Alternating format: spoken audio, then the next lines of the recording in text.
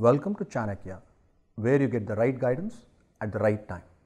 We have a situation here today from a company, Alpha Inc., which is getting challenged by the new wave of digital companies. Let's explore this with our two experts, Shiv and Gayatri. Welcome. The CEO of Alpha, Robert, had stated to the business leaders that his organization was going agile, meaning his team will gladly accept changes as requested by the business. Vishwa, the Scrum Master, and his team were doing the third sprint retrospective after the announcement for a product which is catering to a dynamic external market segment. The team was extremely unhappy because every other morning the users were making changes and they have already rewritten 40% of the stories.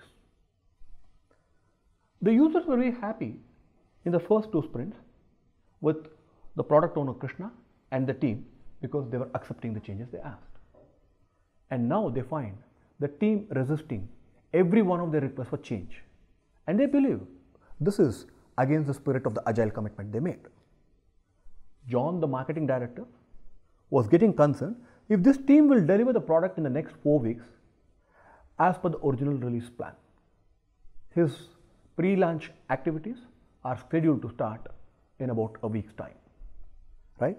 Shiv, what is your assessment of the situation? Yeah, we have seen this kind of phenomenon in organizations in the early stages of agile adoption. I think the CIO has made a directional statement about embracing agile, and in turn his own teams willing to embrace change. I think this statement has probably been interpreted in different ways by different stakeholders. The business users have probably interpreted it to mean that it's a kind of a free-for-all, any change, anytime, and everybody would accept those changes and implement it. I think the engineering team may have gone along with this also in the initial 3 sprints and done the same. But seeing the amount of rework, almost 40%, I think they also now feel that it's time to stick to the Scrum framework and have a situation where changes are not introduced during the sprint, but controlled over in between sprints. So I think that is the situation as I read it. So I would think there is a need at an organizational level to reset expectations about agile. And what it means to adopt agile principles and imbibe the agile spirit of doing things. In the context of the project, I think Vishwa and Krishna, right? They both have a job on their hands. I think they need to steer the change with their stakeholders and address the situation. That's what I feel. That's an interesting observation, Shiv. So Gayatri, where does the team get started now? Oh, actually Shiv put it very well. In fact, Vishwa and Krishna are in it really together.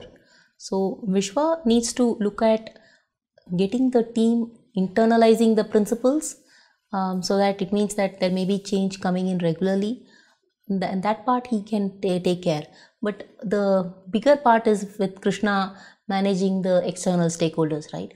He needs to make them understand there's a funneling process on the requests, be it new requests or ad hoc requests. At the same, while Agile has a great amount of value, practices can be adaptive while the true essence is maintained. So what you're trying to allude is not ad hocism, but practices. Correct. Okay.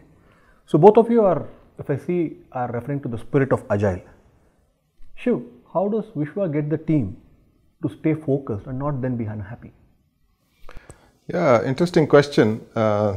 Because as I see it, and I suppose Vishwa and the team should see it like that, the team is very committed.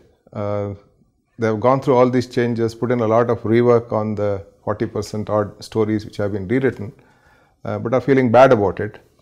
But the team feeling bad about it is actually a good sign because that's a reinforcement of their commitment. It's not that they are indifferent. If they are indifferent, that probably means they are not committed.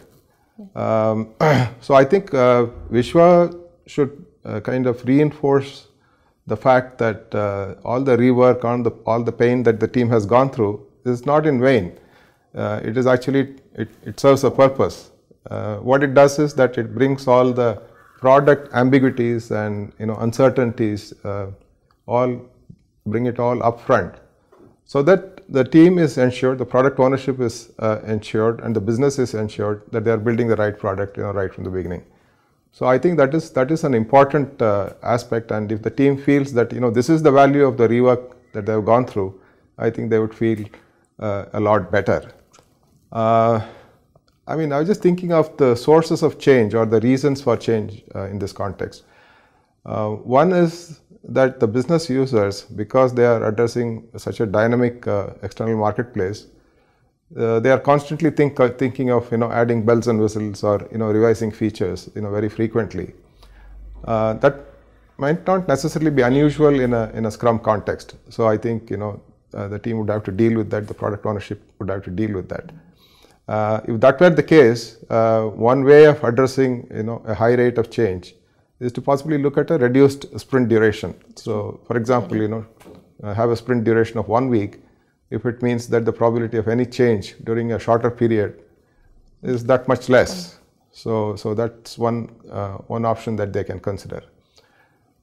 However, if the other reason is that the market opportunity is so dynamic and kind of changing in the perception of the business users, then the product concept itself may not be very clear to the business users, and that might be the root cause of so much of stories being revised and reworked and so on. So if that is the case, then that is a much more serious issue at hand, and probably all the stakeholders need to go back to the drawing board and relook at it.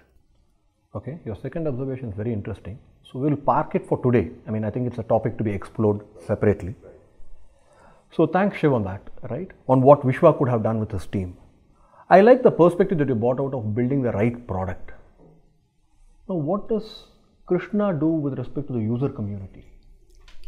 See, the first thing is, we have not really appreciated the users being available to the product owner and the team as much as it is available in this scenario. Many times in other projects I have seen that becomes the first impediment, right? So having said this, I think product owner here has to kind of set up a little bit of a structure in the way he is accepting requirements. Agile does not equate to ad hoc, right? So what I mean by that is, when you start off, the stories or requirements may be slightly at a higher level, and as you progress towards the sprint, it will get more detailed, and during the backlog refinement, every time you actually have a lot more refinement. I think that kind of a mentality, doing just enough requirement, that is important. See, remember, the team will be more motivated when they are working towards a valuable product delivery, and users focused on giving continuous feedback will only remove all the frustrations from the team even more, right? And both the team and the users can move towards a principally they can go into a valuable delivery. Right. Okay. So that's a good insight. Refinement is fine, but ad hocism and change to be managed. Can either of you recommend what can be done to address the marketing director's concern? Oh, well, that's a big one. So first is, I think Krishna needs to explain to the marketing director, in this case as an extension the leadership as well, that now the team and the users are working together to build the right product, right?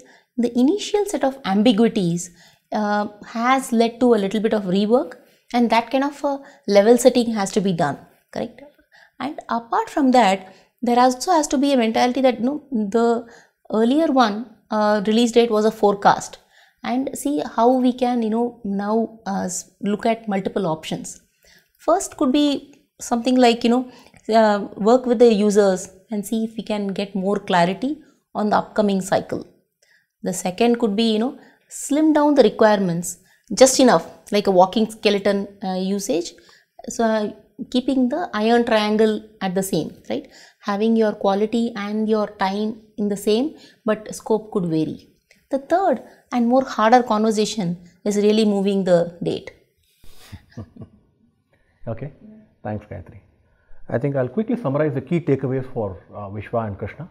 Feel free to chip in if you have anything that I've missed out. The first one, stay focused and be true to the spirit of Agile.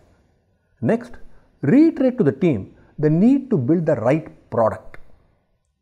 Reinforce with the users, ad hocism is not a substitute for change. Right? Let the leadership know that in a dynamic external market, the need for release is only a forecast. Anything else? I think you put it very well. Yeah, I think that covers it. Okay. Thank you. I hope Scrum Masters like Vishwa and product owners like Krishna will immensely benefit from the experience of our coaches, Shiv and Gayatri. Thank you. Thank you. Thanks for joining us. Thank you.